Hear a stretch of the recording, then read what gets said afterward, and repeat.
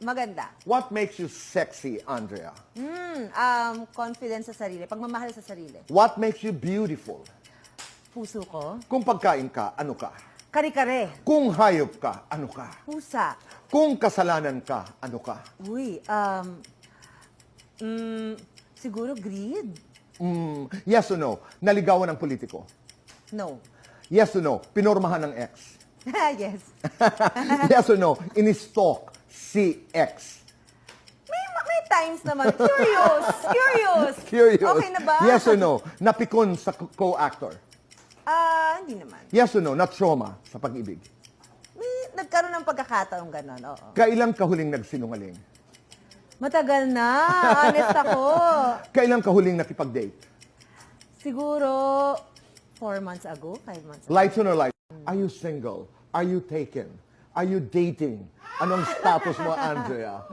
Tito Boy, single pa din. Single pa Single pa din, pero open to meet new people. Although hindi na bago sa akin po to, kasi usually talaga, in between ng boyfriends ko, 2 years, 3 years. Matagal talaga. Derek was your last boyfriend? Yes po. Okay. So parang 3 years po ata, kung tama ang bilang ko. When you say you're open, are you waiting or are you searching? Meron ganun eh. There's a way of doing Hindi it. naman, Tito Boy. Go with the flow lang. Pagka sinabi ng friends ko na, uy, meet mo to, feel ko bagay kayo. Sige, meet ko yan. Tingnan natin. Hinintay ko lang yung spark.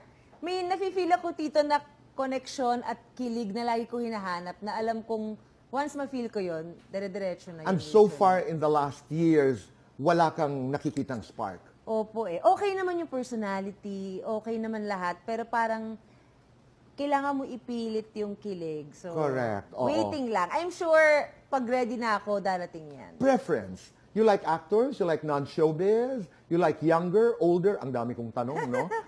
Actually, Tito Boy, hindi magkakamukha yung mga naging boyfriend ko. So, feeling ko it's really sa ugali.